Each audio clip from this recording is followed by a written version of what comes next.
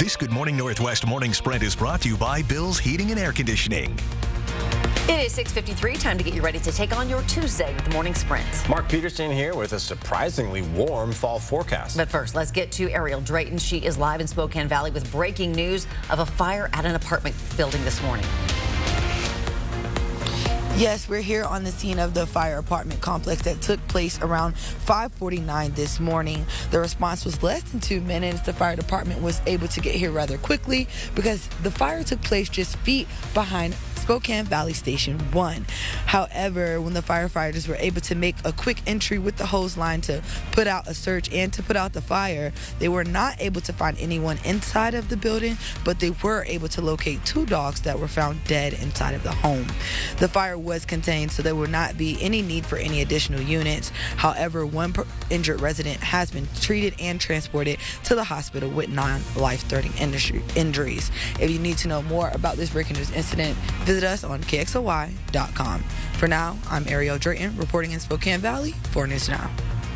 New data from Spokane Police is shedding light on a concerning surge of crime in the Nevawood district, a retail-heavy area near Division stretching from Bridgeport to Holland. The information shows reported residential and commercial thefts in the district are up by more than 50% year to date. This district has a large number of retail stores. Spokane Police say the surge in thefts has triggered an increase of patrols in the area, even extra surveillance in parking lots. SPD says arrests in the Nevawood district are up 56% this year.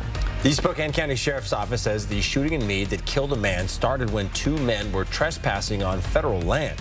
According to the Sheriff's Office, there was a heated verbal exchange between security and one of the men, which eventually led to a fight. The security guard shot both of the men. One of them died. The other was taken to the hospital. So far, no one has been charged. As we look at our First Alert weather this morning, the First Alert weather app, again, free, available in the App Store. We've got some changes coming, but not till next week. We've got everything sort of clearing out. We're going to have sunshine this afternoon. Really looking pretty good. Highs stay into the mid-60s, low 70s as you head west, and that includes Moses Lake at 72 degrees. Over the next 12 hours, we will see increased sunshine, fewer clouds. Our high today, 65. An artist who was shot in New Mexico last week is making a steady recovery. Jacob Johns was participating in a peaceful protest in New Mexico when deputies say he was shot by a man wearing a Make America Great Again hat. Johns was flown to a hospital in Albuquerque for emergency surgery. The Parkade in downtown Spokane is having a reopening celebration this Friday. The parking garage has been under renovation since 2020. It was originally built in 1967. Food trucks and live music will be at the ribbon cutting in the plaza between Howard and Washington Streets from 11 to 2 on Friday. Some rural bus stops in Coeur d'Alene are being discontinued due to a lack of drivers. That means some families have to drive their kids more than 10 miles to the nearest bus stop. One of those areas is Rockford Bay, where the nearest bus stop is 12 miles away. Because of the shortage, bus drivers have to prioritize more densely populated areas to get more kids to school.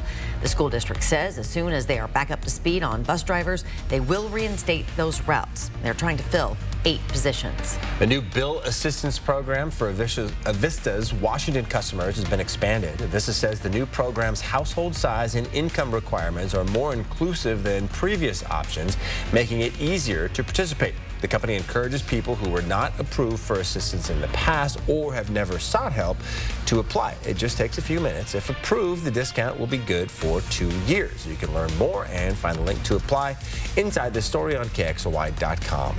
Hunter Biden is scheduled to appear in court this morning on firearms charges. He's accused of lying on federal forms and illegally possessing a gun while using illicit drugs. During the hearing, Biden will have the opportunity to enter a formal plea. Prosecutors may also ask for certain conditions of his release while he awaits trial. This is the first time a child of a sitting president will appear in court to fight criminal charges. He is set to appear in court in just minutes, starting at 7. You can see breaking details of his court appearance as soon as it happens, coming up on Good Morning America. And the Powerball jackpot climbed to an estimated $1.2 billion after no ticket matched all the numbers to nab the grand prize during last night's drawing. The mammoth prize up for grabs tomorrow, now the 3rd largest in Powerball history. The jackpot crossed the $1 billion mark on Saturday, marking the first time in Powerball history that back-to-back jackpot cycles have generated $1 billion grand prizes. Wow. We're back with that final check of the weather with Mark next.